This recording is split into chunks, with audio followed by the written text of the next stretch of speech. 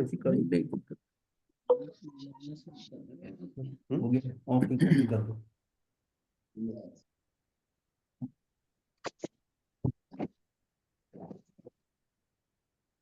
मथे वरना महाराज जी। हाँ जी।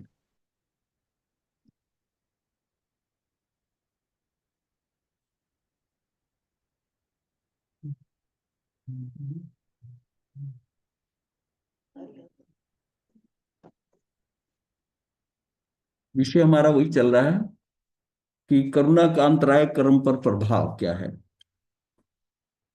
तो इसमें लेके सभी इस दृष्टि से सभी प्राणी दुखी हैं। ये हमारा यहाँ से चल बीच में समझते हैं कि सभी प्राणी करुणा के पात्र हैं। ये हमारे अंदर भाव हो कि सभी लोग दुखी हैं। किसी को कोई दुख है, किसी को कोई दुख है। सभी प्राणी करुणा के पात्र हैं। इस प्रकार संसार के अनंत अनंत प्राणियों के दुख का दर्शन करने से अनंत करुणा भाव जागृत होता है। मतलब हम समझते हैं कि बाकी सभी दुख, सभी लोग दुखी हैं। उनके दुखों के प्रति ना जो अंदर जो संवेदन होता है, उससे अंदर ना करुणा का भाव जागृत होता है। ऐसी अनंत करुणा राग का अत्यांतिक विनाश कर, यह क्या, ऐसी अनंत करुणा जिसमें कि राग का अत्यांतिक विनाश कर वीतरागता का कारण बनती है। वो जो करुणा है, अनंत करुणा, वो जो है ना, वो वीतरागता का कारण बन जाती है, क्योंकि राग का उसके अंदर अत्यांतिक विनाश हो जाता है, जो आत्मा का पूर्ण विकास का द्योतक है इस पॉइंट। तो करुणा से कैसे लिंक बिठाया है, ये जीव को अनंत करुणा, छोटे से छोटे जीव से लेकर बड़े तक सबके प्रति उसको करुणा है, करुणा का भाव है। अब ये हमने जाना था कि करुणा व मोह में बड़ा अंतर है। मोह का संबंध भोग से है, इसका संबंध भोग से है। तो करुणा जो है ना, दूसरे के दुख को दूर करने के लिए की प्रवृत्ति सेवा रूप होने का करुणा युक्त होती है। करुणा या सेवा को मोह मानना भारी भूल है। करुणा और इस सेवा को, इसको नहीं मानना कि इसको हमने मोह नहीं मानना। मोह कहाँ होता है? जहां मोह होता है उसके अंदर संबंध भोग से होता है। मोह का संबंध मतलब हम दूसरे से वो रिटर्न चाहते हैं। उसके अंदर मोह, मोह जिसके साथ होता है, मैं उसका कर रहा हूं तो ये कल को मुझे रिटर्न देगा। और उसमें उसको उसके प्रति करते हुए जो भी आप सेवा करते हो, वो रिटर्न के लिए भी ध्यान रहता है कि कल को ये मुझे भी मिलने वाला है, ये मेरा करने वाला है, या एक्सपेक्टेशन होती है कि ऐसा वो करे। अगर मैं करता हूं तो वो मेरी बात को माने, तो ये भी भोगना है, ये मेरी बात को माने।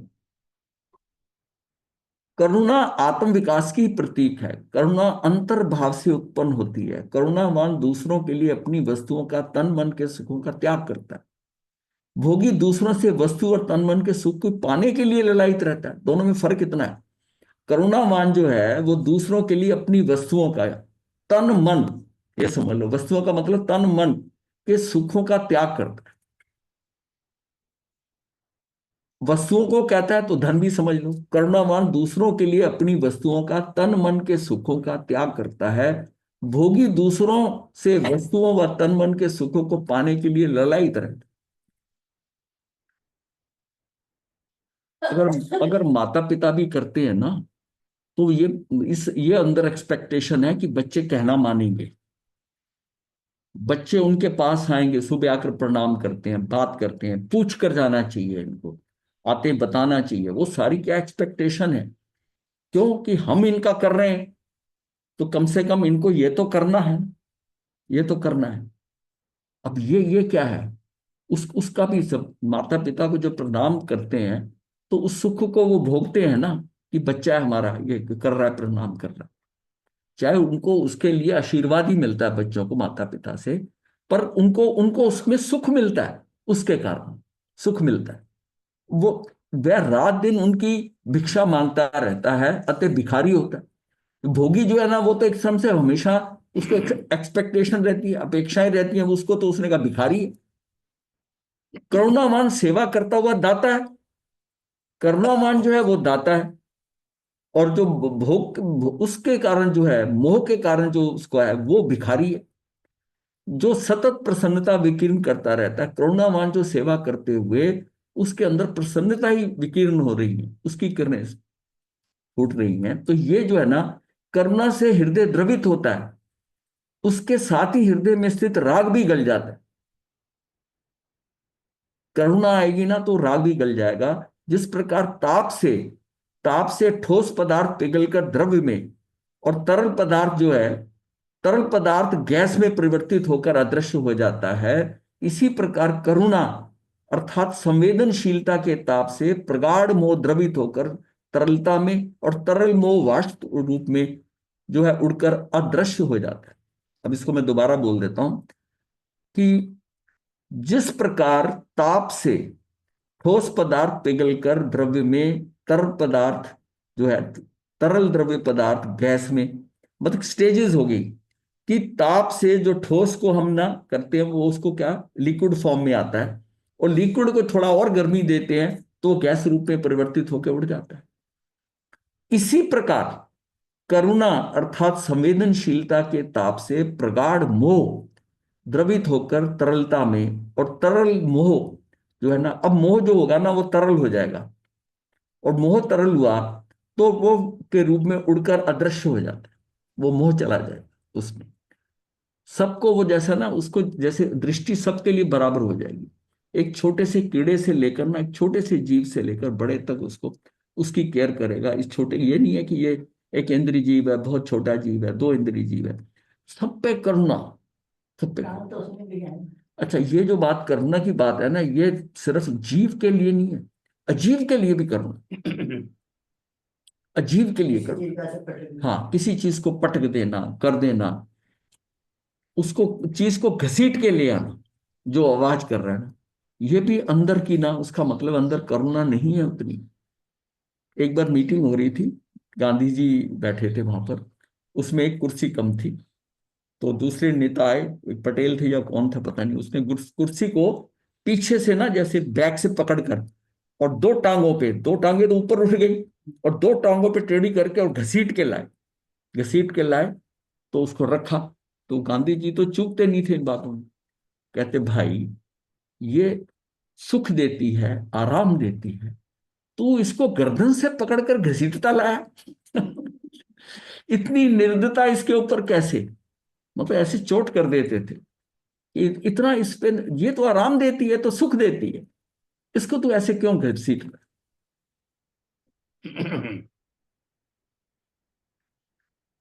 ये जो चीज है ना, ये उसको अंदर है कि उसके उसके लिए भी जो है ना, जैसे आदमी कपड़ा सब वस्तु पटक देता है, ऐसे डाल देता है, ऐसे डाल देता है, तो उसमें एक होता है कि उसको रखना, ऐसे रखना, और ना, हाँ, नहीं, अंदर के भाव है ना अंतःकरण में, उठा पटक करने के, नहीं तो सहजता नहीं है।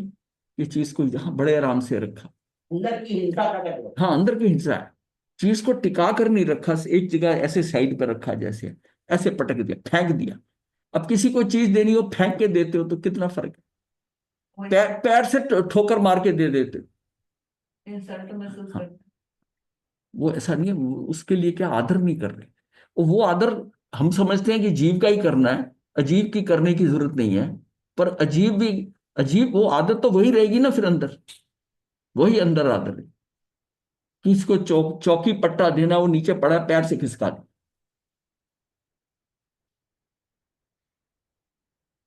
हृदयहीन व्यक्ति हिंसक पशु तुल्य होता है। उदाहरणार्थ शेर, चीता, गिद्ध आदि पशु पक्षी का हृदय तड़पते प्राणी को खाने पर भी द्रवित नहीं होता। अब हम कंपैरिजन करें कि एक आदमी किसी दुखी को देखकर दुखी हो जाता है, और एक आदमी उसका गर्दन पकड़कर और उस पर चक्कू रखकर आ जाता है, मतलब भाव नहीं करता। और इसी तरह ये पशु, क्या इसका मतलब ये हुआ, जैसे जो टेंडेंसी शेर, चीता और गिद्ध की है, गिद्ध क्या है कि वो गिद्ध है, चील है, छोटा चिड़िया का बच्चा, ये चिड़िया जा रही है, ऊपर से सीधा डाई मार के ऐसे दबोच के पंजे में ले जाएगा, ले जाएगा। ये क्या, उसकी हिंसक वृत्ति है ना। वही हिंसक वृत्ति हमारे में अब हो, वो है हिंसक वृत्ति। आप किसी को दुखी देख करना नहीं चाहते, जो उठाई गिर आपका सामान उठा के चला जाता है, आपने ध्यान थोड़ा, आपका ध्यान हटा, आपका सूट लेके केस उठा के ले गया, आप कितना दुखी होते हैं, कितना परेशान होते हैं, आपके वैल्यूबल चले गए, सामान चला गया, जहां आपने जाना है, उसको कोई फीलिंग नहीं है। उसके अंदर वो खत्म है, खत्म हो चुकी। वो जैसे वो चील झपट्टा मारती है ना, ऐसे वो झपट्टा मार के ले गया। वो पशु तुल्य ही है, पशु तुल्य ही। कि मेरी इस कार्य से, इस करने से, इस एक्टिविटी से इस आदमी को कितना दुख हो जाए, कितना ये परेशान होगा। उसमें भी सीमाएं हैं। ऐसे व्यक्ति भी हैं जो जेब काट लेते हैं। अब उसके क्या होता है, उसमें कोई कई चीजें तो उसके काम की हैं जो पैसा है, और कई चीजें पैसे के काम की नहीं है।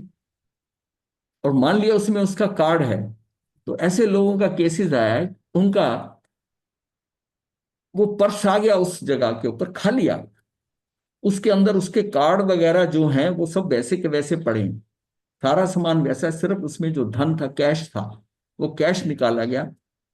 तब भी उसको बड़ी संतुष्टि होती है कि ये सारे कार्ड दोबारा बनवाने कितना मेहनत लगेगी। ठीक है, पैसे का नुकसान वो बहुत कम है, उसको वो समझ लेता है, लेकिन ये परेशानियां तो है, पैसा तो गया, नुकसान है ही है, लेकिन दूसरा व्यक्ति में इतना है कि इसको परेशान क्यों करूं। उसका पैन कार्ड है, आधार कार्ड है, कुछ भी सामान उसमें है, हाँ, वो उसको वापस भेज देते, फेंकता नहीं है कहीं। अगर उसका कार्ड एड्रेस देखता, उस एड्रेस पे भेज देता। बहुत बड़ी मेहरबानी है, हाँ, बहुत बड़ी। नहीं मत देखिए, वो उसके अंदर करुणा का कुछ एलिमेंट है। हाँ, वो इतनी तो चोट पहुंचाना चाहता है, पर इतनी बड़ी चोट नहीं पहुंचाना चाहता। क्या उसको उसको उसको जो है, उस ये जो है ना, उसके अंदर करुणा का भाव, करुणा का भाव। हाँ, मतलब यह है कि उसको ये जो है ना, जिनके जब कहता है कि किसी को परवाह नहीं होती। अब जैसे ये एक्सट्रीमिस्ट है, उनकी कोई जाति दुश्मनी है नहीं। अभी एक आ रहा है वो जो पाकिस्तान के अंदर रेल को हाईजैक कर लिया, रेल को, रेलगाड़ी को पूरी को। अब उसमें उठाकर जो थे वो धड़ाधड़ 20-30 लोग मार दिए, बाकी को बंदी बना लिया। लेकिन ये तो बना दिया, लेकिन महिलाएं और बच्चों को छोड़ दिया। अब ये फैक्टर इन देखो तो ऐसा है, वो कहाँ निर्दयी है और कहाँ उसमें दया भी है। कि बच्चे और उनको बताकर रास्ता बताया कि यहां से ट्रैक से उतरकर आप इधर से वहां चले जाओ। औरतों और बच्चों को उतार दिया, और बाकियों को सब अभी तक कैद करा हुआ है, पता नहीं उसका क्या केस हुआ है अभी तक। मतलब ये मैं देखो, मतलब क्या है फर्क, क्या है कि कहाँ दुश्मनी है, कहाँ वो है। जीव के अंदर कितने वो एलिमेंट पड़े हुए हैं। तो पाकिस्तान में भी टेररिस्ट हो। हाँ हाँ, ये चलो उसमें अपने नहीं जाना, हाँ, पाकिस्तान में हुआ है, ये बहुत जबरदस्त कांड हुआ है। हाँ, वो कहते बलूचिस्तान पहले, हाँ जी, बलूचिस्तान। बलूचिस्तान, हाँ बलूचिस्तान के अंदर हुआ है ये मेन। हाँ, ये जो था ना, कोटा से पेशावर तक जाने का रास्ता है, वहां से जाती थी, और बीच में आम गार्ड से ही जाती थी गाड़ी। वो आम गार्ड तो सब मार दिए, सुरंग सुरंग से जाती थी। हाँ, उसमें करीब 12, मेरे ख्याल 17 सुरंग हैं। ये 7वीं 8वीं सुरंग के अंदर वो गाड़ी को सुरंग में ले जाके उन्होंने रोक दी। एनीवे, हम उस पे नहीं जा रहे। मतलब वेरिएशन कितना है, एक तरफ तो गोली मार के मार रहे हैं, एक तरफ बच्चे और औरतों को प्रॉपर उतार कर छोड़कर समान से, मतलब उसको जो है समान भी और समान वैसे भी सम्मान पूर्वक उनको उतार कर भेज रहे हैं। और रास्ता बता रहे हैं, और रास्ता बता रहे हैं, उनको रास्ता बताया कि यहां से आपको यहाँ रास्ता मिल जाएगा, सेफ पहुंच जाओगे, हाँ सेफ पहुंच जाओगे, उसी दिशा में उनको गाइड कर दिया। भी ट्रेन से उतरने के बाद ट्रैक है, उनको नजर नहीं आ रहा कुछ, पहाड़ी इलाका है। तो ये सारा ना, इसका मतलब करुणा का एलिमेंट है भी है, नहीं भी है, जीव का बड़ी डिफरेंट बात है। तो मार साहब ये फिर किस कैटेगरी में माने जाएंगे? ये देखिए, उसमें ना एक्चुअल में क्या है, किस जीव ने कष्ट पाना है। अब बात यह है कि हमें वही व्यक्ति दुखी कर सकता है, और वही व्यक्ति दूसरे को सुखी कर सकता है। डाकू जो है वो सेठ के घर पे डाका डाल के मार भी सकता है गोली से किसी को, और बिना मारे भी उनको बांध कर पैसा उठा के ले जाएगा, और उसमें थोड़ा सा पैसा खुद रख लेगा, और बाकी गांव वालों को बांट देगा।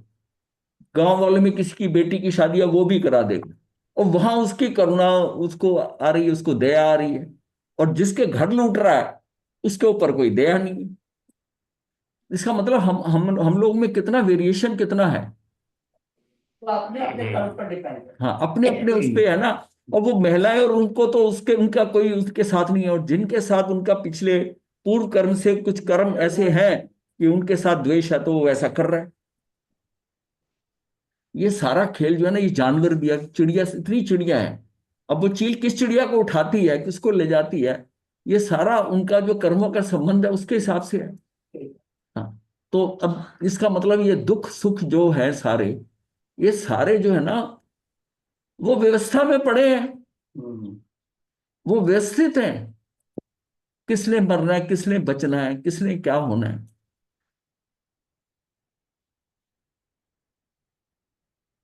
इसी प्रकार हृदयहीन व्यक्ति भी दूसरे मनुष्यों के बिलखते, क्रंदन करते, तड़पते देखकर भी अपना स्वार्थ सिद्ध करने में तत्पर रहते, उनके हृदय नहीं पसीजता, और पशु वृत्ति है। मतलब हर मानव के अंदर भी पशु पशु प्रवृत्ति हो रहती है ना।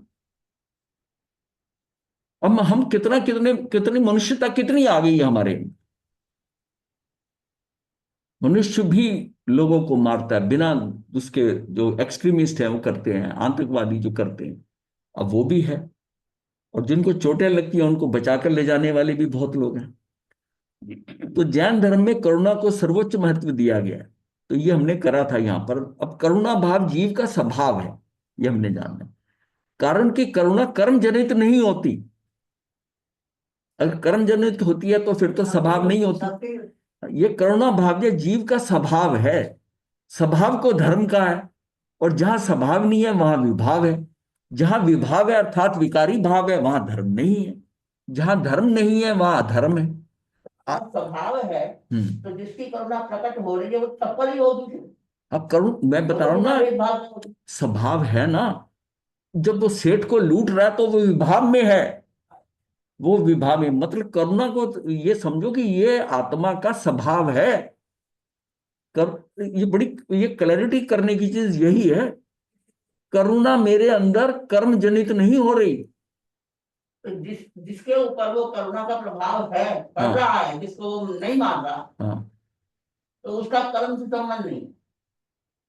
करुणा का कर्म से संबंध होता ही नहीं है। ये आत्मा का स्वभाव है। ये आत्मा का स्वभाव है। तो जिस समय वो विभाव में चला गया, स्वभाव से हट गया, हाँ, तो वो किसी को मार भी देगा। वो किसी को मार।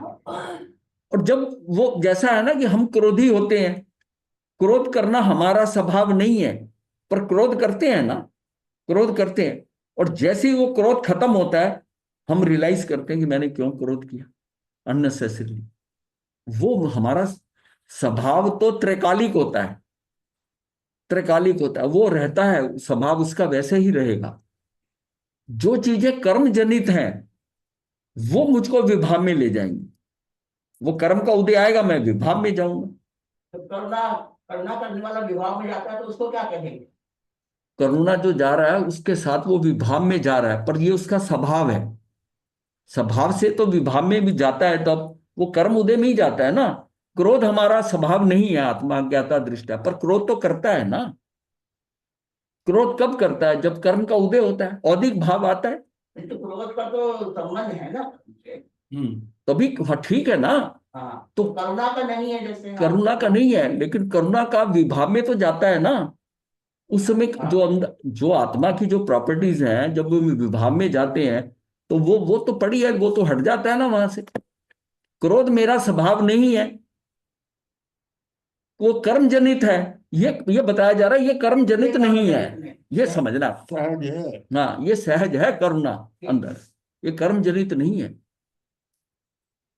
जहां विभाव है अर्थात विकारी भाव है, वहां धर्म नहीं है। जहां धर्म नहीं है वहां अधर्म है। आशय यह है कि करुणा के अभाव में धर्म नहीं, अधर्म है। करुणा एक भाव है। जो भाव होता है वह अभाव रूप नहीं होता। अर्थात करुणावान में दूसरों के दुख दूर करने का भाव सदा बना रहता है। मैं आपको कह रहा हूं ना कि इतना इतने अत्याचार कर रहे हैं, और उधर उन बच्चों को और उसको छोड़ रहे हैं। अंदर करुणा का एलिमेंट है ना, करुणा का एलिमेंट है। प्रश्न है, करुणा का कारणभूत कर्म करुणा कर्म है, वह क्यों नहीं कहा? उत्तर है नहीं, क्योंकि करुणा जीव का स्वभाव है, अतः उसे कर्म जनित मानने में विरोध आता है। ये बात आपको क्लियर हो रही है कि नहीं? सोच, हाँ सोच रही हो, इसलिए मैं देख रहा हूं ना, सोच रही हो। विचार चल रहा है। हाँ, वैराग्य से कारुण्य भिन्न नहीं है। जहां कारुण्य है वहां वैराग्य है, अर्थात राग का गलना है। जहां करुणा है वहां, करुणा को दया से ना जोड़ो। हाँ दया से ना जोड़ो। हमें दया प्रक्रिया, किसी को अलग है। जहां करुणा है वहां अनुकंपा है, अनुकंपा है। करना में गुरुजी। हाँ जी। गुरुजी तो क्लियर ही नहीं हुआ, क्या नहीं हुआ? ये क्लियर नहीं हुआ एक बार अच्छा फिर हो से जाएगा अभी, अब इसका ना ये खत्म होगा फिर हम बात करेंगे इसमें, ये सारे क्वेश्चन पीछे आएंगे, अभी आ रहे हैं। अब देखो, जहां करुणा है वहां अनुकंपा है। दुखियों पीड़ितों को देखकर जिसका हृदय प्रकंपित नहीं होता, वो सहृदय ना होकर निर्दयी है। निर्दयी, सहृदय नहीं है। वो कहते हैं ना, इसका तो हृदय ही नहीं है, निर्दयी है ये। उसका हृदय पत्थर हृदय है, उसमें जड़ता है, संवेदनशीलता का अभाव है, अर्थात दर्शन गुण पर भयंकर आवरण है। पानी का स्वभाव शीतलता है, और पानी गर्म करते हैं, हाँ, गर्म भी आगे जाता है। गर्म होता है तो बुझाता है। जिसमें वो गर्म पानी है, क्या शीतलता खत्म हो गई? नहीं, खत्म नहीं। बस ये ऐसा समझ लो। अब तो क्लियर हो गया होगा। हाँ, थोड़ा थोड़ा हुआ गुरुजी। मतलब उसमें उसमें शीतलता तो पानी में है। अब कहोगे शीतलता कहाँ है? पानी तो गर्म हो गया, पर वो उसका स्वभाव है। वो गर्म तो हुआ है पानी, थोड़ी देर पड़ा रहने दो, ठंडा हो जाएगा, फिर शीतलता आ गई। तो शीतलता तो पानी का स्वभाव है, शीतलता तो उसमें सदा रहा है। तुमने उसको थोड़ा पानी गर्म कर दिया, और वो गर्म हो गया तो सदा ही गर्म थोड़ी रहेगा। वो जैसे वो गर्मी निकलेगी उसमें से, पानी फिर ठंडा का ठंडा। इसका मतलब शीतलता उसका स्वभाव है। ऐसे तो हमें अच्छा, जिसमें अग्नि पर डालते हैं वो गर्म पानी, तब भी अग्नि बुझती है ना, तो शीतलता तो है ना ऐसे उसमें। तो हमेशा तो करता है, शायद नहीं लेते। वो तो फिर एकदम अभी तो बात है ना हाँ, कि वो शायद तो उसको तो कर्म से जुड़ा, करुणा का नहीं जुड़ा। करुण से कैसे जोड़ा? कि शाय के टाइम पर आप जो है ना, आप विवाह में आप जा रहे हैं, किसान का स्वभाव थोड़ा है। वो कर्म से उदय हुआ ना। भाई कर्म से जब उदय होता है, अब अग्नि, हम कह रहे हैं शीतलता पानी का स्वभाव है। अब आप अग्नि दी उसको, अब आपको ये गर्म कैसे हो गया फिर? उसका स्वभाव है उष्णता। नहीं, अग्नि का स्वभाव उष्णता है, पर उसका तो पानी का स्वभाव तो शीतलता है। पर उसको मैं गर्म तो कर सकता हूं, पर यह मैं नहीं कह रहा कि उसमें जो, जिसमें करुणा खत्म हो गई उसमें करुणा नहीं है, ये नहीं है बात। वो उस समय के लिए, जैसे पानी गर्म हुआ उसमें शीतलता है, जब उसके अंदर से उस निकलेगा बाहर आएगा तो उसके अंदर दया भी आएगी। जिस समय, पूरा क्लियर ये नहीं हो रहा अभी तो आप कोई बात नहीं। हाँ आगे चल के हो जाएगा। संवेदनशीलता का विकास ही चेतना का विकास है। चेतना में हम कितने सेंसिटिव हो जाएं। कई होता है कि वो बच्चे को पचेंद्री के लिए तो बड़ा ध्यान रख लेते हैं, पर छोटे मोटे जीव को नहीं रखते। लेकिन जैन धर्म में हमें बताया जाता है कि पानी की बूंद, वायु का, कपड़ा नहीं झटकना, ये नहीं करना, इसमें वायु काय के जीवों की हिंसा, 6 काय के जीवों की हिंसा जो बताई जाती है, वो उसकी सूक्ष्मता तक लाने के लिए कि उतना भी तू मत कर, उतना भी तू मत कर। तो जितनी अधिक हमारी संवेदनशीलता हो जाएगी, जितने हम सेंसिटिव हो जाएंगे, आपको खुद ही महसूस होने लगेगा कि ये मैं क्यों करूं।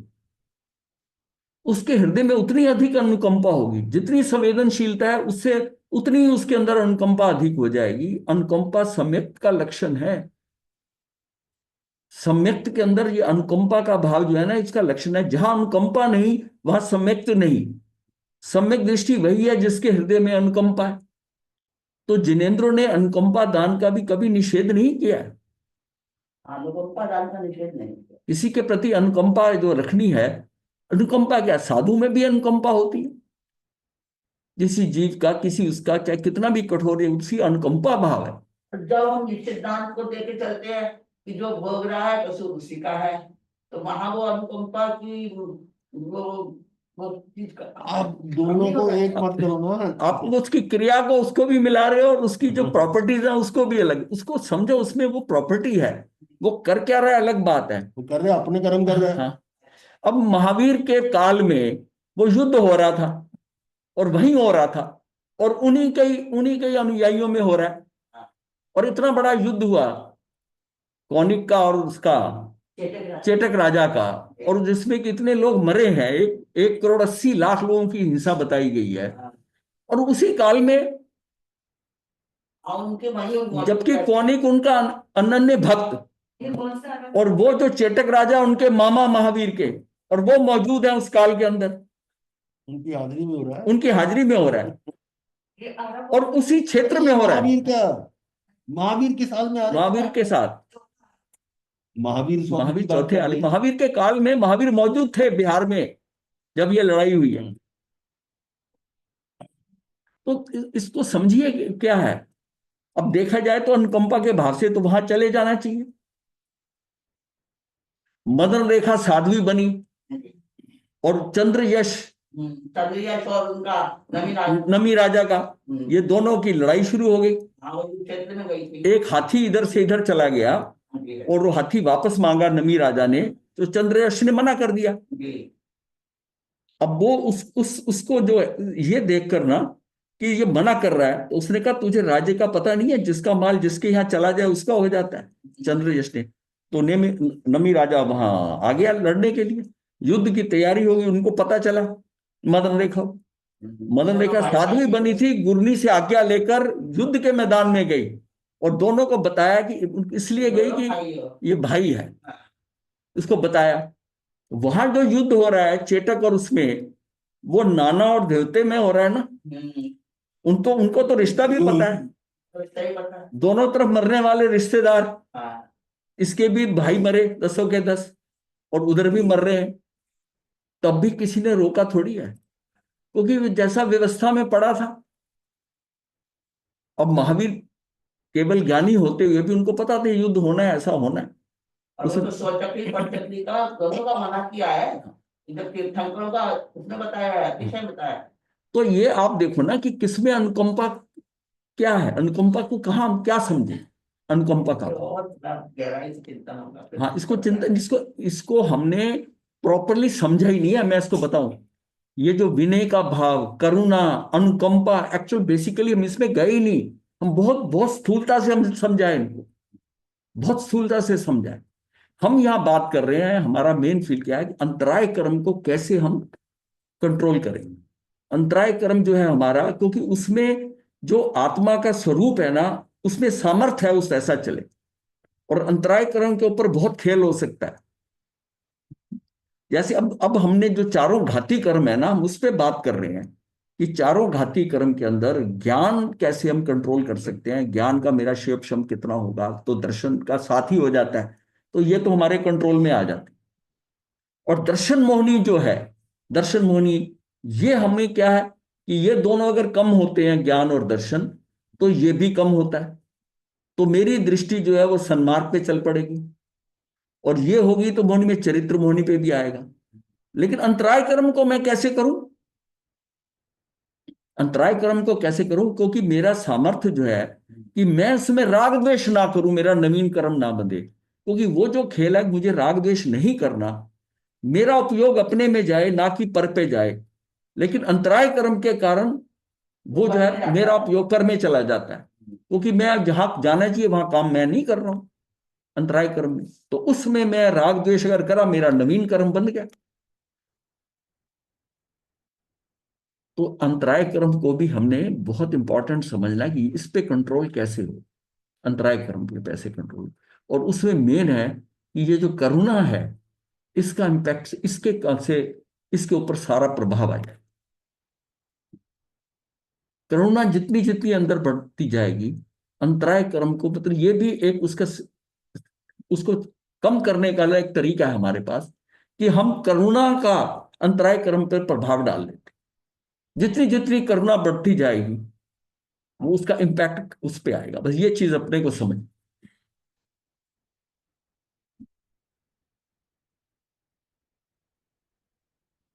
अब यह करुणा जीव का स्वभाव है। अब हम एक एक पॉइंट देखते हैं। करुणा जीव का स्वभाव है, क्योंकि करुणा किसी कर्म के उदय से नहीं होती। अगर तो जो चीजें कर्म के उदय से होती हैं तो वो स्वभाव नहीं है हमारा। ये जो है करुणा जीव का स्वभाव है, क्योंकि करुणा किसी कर्म के उदय से नहीं होती। अतः करुणा औदिक भाव नहीं है, खेल किस में, औदिक भाव में होता है सारा।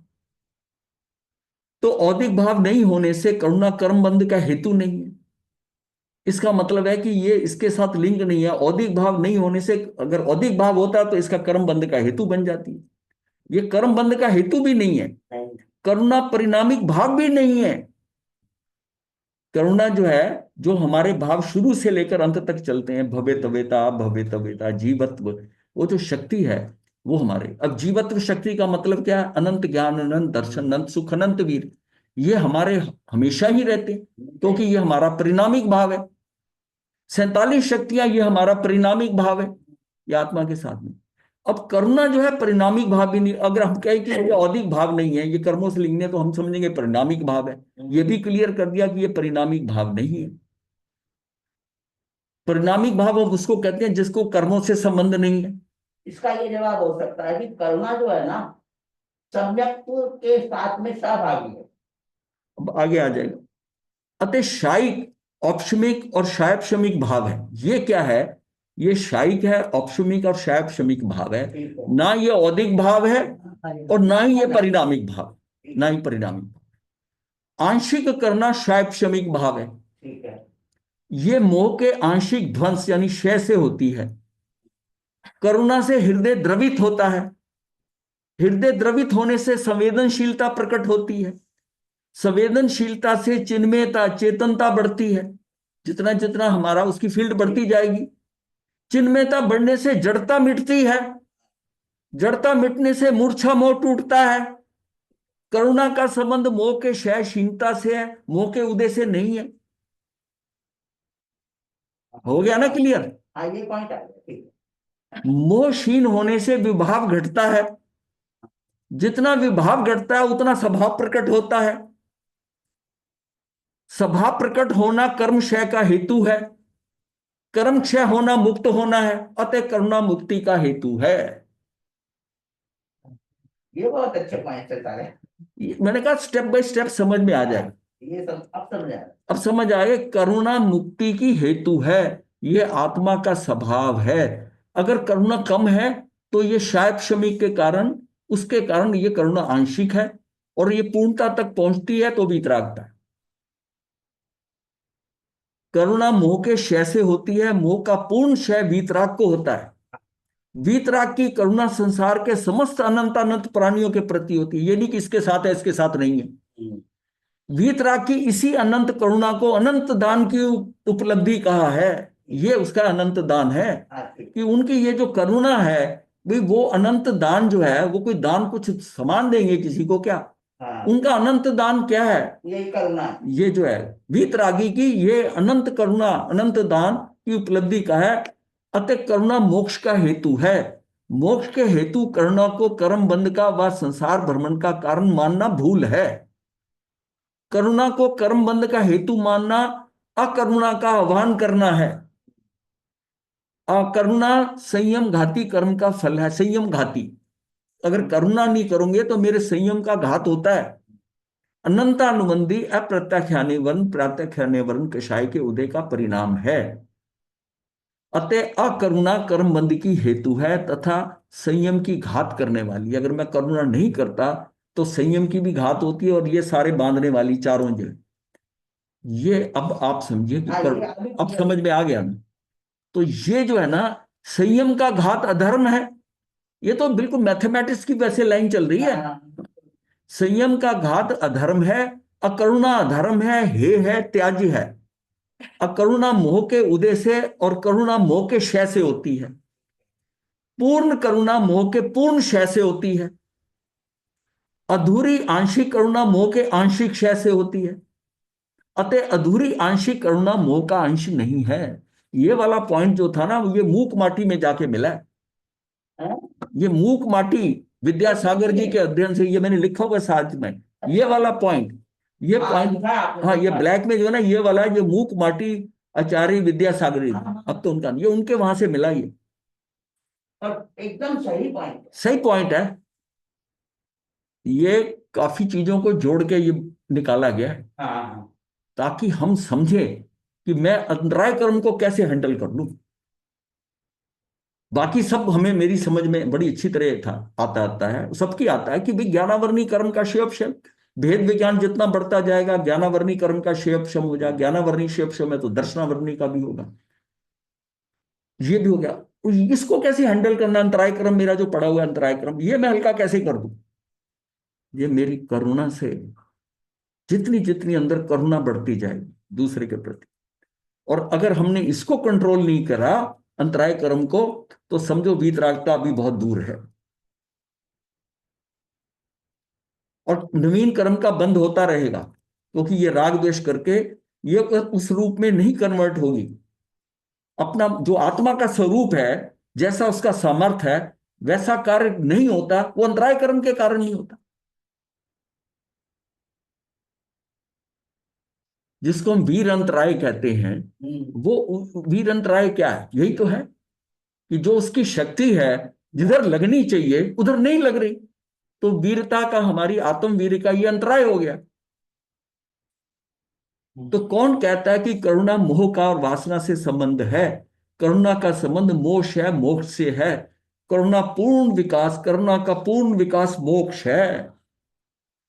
जब उसमें अनंत दान का, इतना करुणा में हो जाए किसी का, उसके सामने डाकू आ जाए, उसके सामने छोटा सा जीव आ जाए, कुछ इतना करुणावान हो जाए, हाँ, करुणा से हम इसको कंट्रोल कर सकते हैं। जब बात बहुत समझ में आ जाए ना, बिल्कुल कड़ी से कड़ी जुड़े। अभी तक हमने अंतराय कर्म में इसको कैसे हैंडल करना है ये नहीं था, ये नहीं किया था। मोटा मोटा ले लिया था। इसलिए हमने अभी तक जितने स्टेप्स किए हैं ना, तो ये सोचा था कि इसमें हम इसको सब्जेक्ट को लें, और इसके बाद हम वीर शक्ति ले लें, नेक्स्ट स्टेप वीर शक्ति ले लें। तो इसमें जो है ना, आत्म वीर जो है उसको समझें कि वो क्या है, और इससे हमें करुणा से यह हो गया कि अंतराय कर्म को हैंडल कर सकते हैं। अब इसके साथ ही अपना ये खत्म हो गया है, और हम आत्मा की वीर शक्ति ये ले लेंगे। मथेन तो वृंदामी गुरुदेव, हाँ जी, एक थोड़ा सा डाउट रह गया हमारे क्या जी, सामने। बोलो। मोह कर्मवश होता है क्या? हाँ, मोहनी कर्म है। तो तो मोह कर्मवश हुआ तो मोह के क्षय से करुणा आती है, तो फिर करुणा का संबंध फिर कर्म से हो गया मतलब। वो नहीं है करुणा पूरी, क्योंकि उसमें जो क्षय हो रहा है ना, वो मोहनी कर्म कर लेगी, इसका स्वभाव है। मैंने बताया ना कि जब पानी में शीतलता है, पानी शीतलता स्वभाव है, पर गर्म भी तो हो रहा है। वो गर्म किससे हो रहा है? अग्नि से हो रहा है। लेकिन वो अग्नि से जब गर्म हो रहा है तो करुणा खत्म थोड़ी हो गई, शीतलता तो है ना पानी में, स्वभाव नहीं करता। क्योंकि वो उसका स्वभाव है, ये उसका स्वभाव है। ये बात तो बहुत गहरी है, बहुत गहरी। हाँ, ये आसानी से समझ नहीं आएगी। सूक्ष्म और गहरी। हाँ, पिंक हो गए।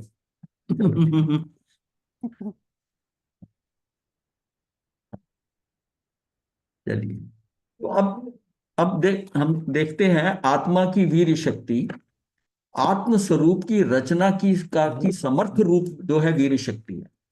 वीर शक्ति की परिभाषा क्या है? कि आत्म स्वरूप की रचना की जो सामर्थ्य है, समर्थ रूप वीर शक्ति है, इसको हम वीर शक्ति कहते हैं।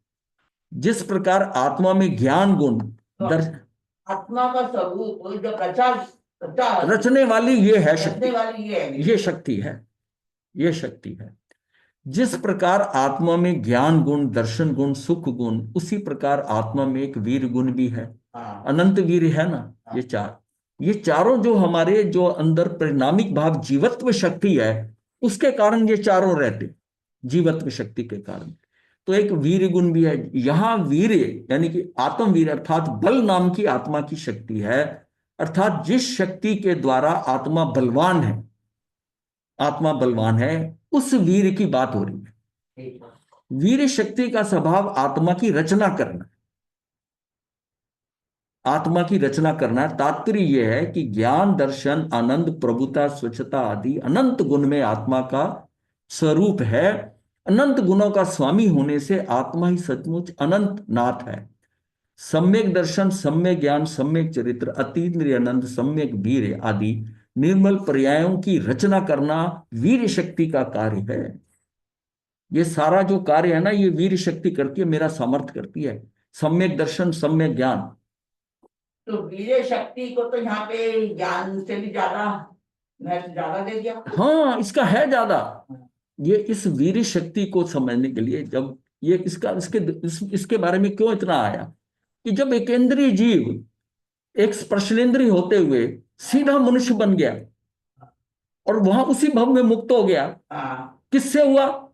तो बोले वीर शक्ति से। वीर्य। तो इसका मतलब इसकी तो बहुत इंपॉर्टेंस है। फिर इसको हैंडल कैसे करें? कहीं कोई मटेरियल आज तक मिला ही नहीं था कि वीर शक्ति को हम किस तरह अपनी को और इसको स्ट्रॉन्ग कर लें। मतलब हमारी जब अनंत वीर है तो फिर मेरा वीर का, जब अनंत वीर का मतलब है कि महावीर बचपन में अंगूठे से हिलाकर बताया गया कि मेरू पर्वत हिल गया, तो हमारी शक्ति कहां गई? हमारी शक्ति कहां गई? जब हमारे अंदर क्या है कि अनंत वीर है, लेकिन यहां तो थोड़ा सा चलने पे भी थकावट हो जाती है, ये काम करने में भी आप थक जाती हैं। इसका मतलब है कि वो वीर शक्ति जो है उसका उघाड़ ही नहीं है। हाँ, वो सारी इतनी ढकी, मतलब उसमें शेव वगैरह कुछ हुआ ही नहीं है। तो हमने क्या करना है, उसको कैसे क्यों उसके उघाड़ के लिए मैं क्या करूं कि मेरा वीर शक्ति क्या आ जाए? तो उसमें ये एक एलिमेंट मिला कि करुणा से इसके ऊपर इंपैक्ट होता है। तो करुणा को ले लें हम। अभी और कोई चीज नहीं मिली है, मैं ये नहीं कहता सिर्फ करुणा से है, और भी कुछ हो सकता है, पर अभी करुणा समझ में आ गई। हम तो भाई है ना, हमने कोई पांडित्य नहीं लेना, करुणा के ऊपर हम कंट्रोल कर लें, करुणा पे कंट्रोल कर लें। ये तो इसका मतलब ये भगवान ने जो कहा ना कि 6 काय के जीवों की इंसानों, ये अंदर क्या करुणा डेवलप करने के लिए है ना। उनके पास खूनी आ जाए उसको भी दीक्षित कर देते हैं, उनको करुणा, उनकी करुणा है, इसका कल्याण हो जाएगा। तो वो किसी के बारे में कुछ नहीं करते। उन्होंने गौशाला को अपने साथ रखा जबकि उसकी हरकतें सारी ऐसी थी, उनकी करुणा थी, करुणा थी।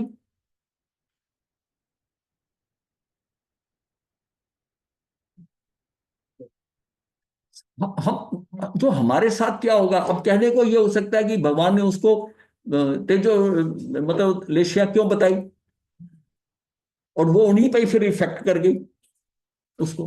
उसने पूछा कि आज आप मेरे पास नजदीक थे, मैं बच गया, इस संत से बच गया, वो तपस्वी था, वो जुओं वाला, उससे बच गया, ये मुझे आप सिखा दो।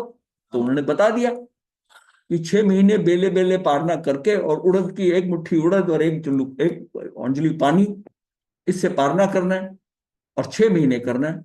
वो भी ऐसा ही कर दिया। और उसकी देखो, उसकी क्षमता उसकी पूरी थी। इसमें एक खासियत थी कि वो कभी भागा नहीं, अनारे देश में चतुर्मास में साथ ही रहा। उसने 6 चतुर्मास साथ किए, 9वें चतुर्मास में अलग हुआ जाकर।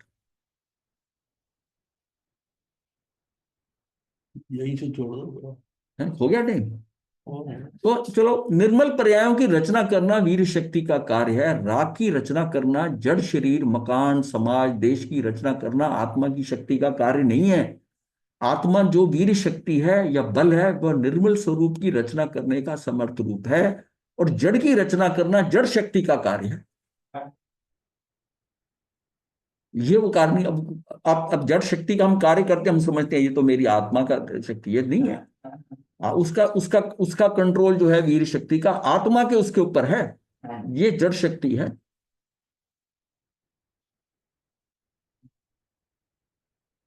नई नई चीजें आ रही है। नहीं, उसको वीर शक्ति में बताया है कि 2 तरह की होती है, एक शरीर के स्तर पर है, एक आत्मिक स्तर पर है।